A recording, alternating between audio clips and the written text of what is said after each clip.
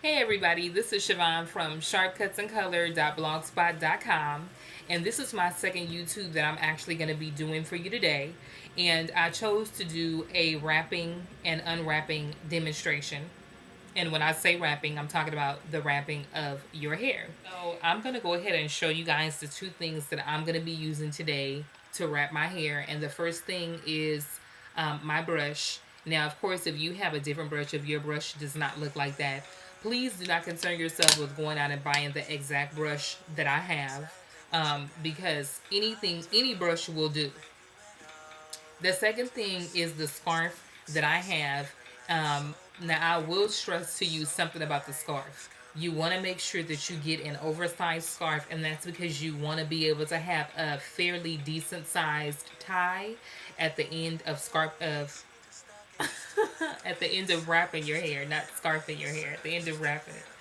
So, anywho, I'm gonna go ahead and show you guys the scarf that I have, and that's just because you could be watching from a different coast or even from a different country. So I just want to go ahead and show you the type of scarf it is that I'm going to be using today. So you want to find something as close to this as possible if it's not offered where you are. So this is just a regular size scarf. It's a square. And I do believe in California that actually uses scarves that they used to use back in the day to kind of tie around the neck as like a little accessory. So I'm going to go ahead and start. And I'm wrapping my hair to the right. Now, of course, on the camera, it may appear that I'm wrapping my hair to the left, but it is to the right. So before I actually get all the way to the left side, I just want to say two things. The first thing is my hair was already combed out before, so you want to make sure the hair is already combed out before. It just makes it easier.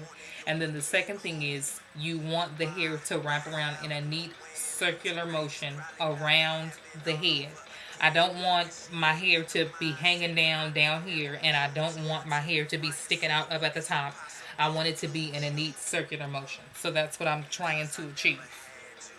So while I'm wrapping my hair, I'll just go ahead and tell you, and I don't know if you can see, but I have some hair sticking up at the top. So what I'm going to do is just smooth that down. So one of the things that I was going to tell you while I'm wrapping my hair is if you have a part, whether it be a side part, a part down the middle, or even if you have Chinese bangs like the way that I have, that does not matter as far as wrapping your hair is concerned. You're still going to wrap it in a circular motion, and you're not going to try to maintain the part or maintain the bangs.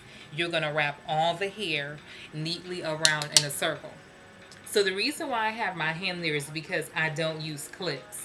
So if you use clips to go ahead and anchor the hair down, of course you don't have to leave your hand on the side of your head like I'm doing, but I don't use clips, so that's why it's there.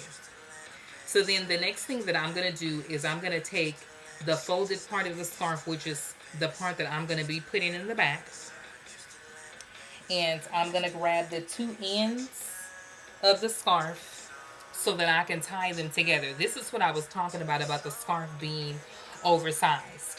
Because if it was too small, you wouldn't have a decent tie. So I'm going to go ahead and take the tie all the way around to the back. And I'm going to tie it fairly snug. I'm not going to tie it to the point where it's going to give me a headache or where it's uncomfortable, because again, you're going to sleep in this, so you want it to be comfortable, but you don't want it to be loose enough to the point where it's going to fall off of the hair. So what I was just doing was just basically twisting that excess part that was hanging down in the front. I just twist mine to either side.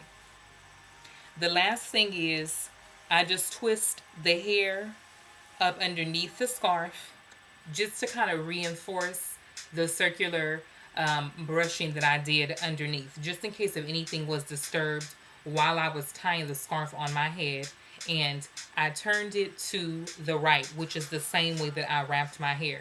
So if you wrap your hair to the left, you want to twist it or turn it to the left. You don't want to turn it in the opposite direction, because then you would be kind of undoing the brushing that you just previously did. So that was a demonstration of how to wrap your hair.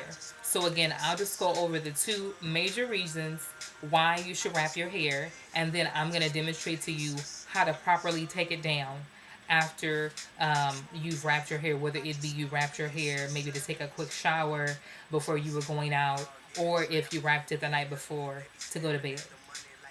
So the first reason is for maintenance again, and that's just for you to be able to maintain the style that your hairstylist achieved for you when you went in for your hair appointment. The second reason is for hair. It's also hair maintenance, but I guess it would be considered kind of borderline like hair health.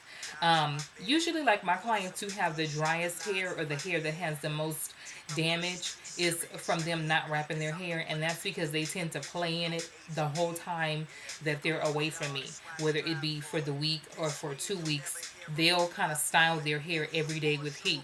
Well, what this does is it prevents you from doing that because it helps you to maintain the style. So I guess it all kind of falls under the maintenance category.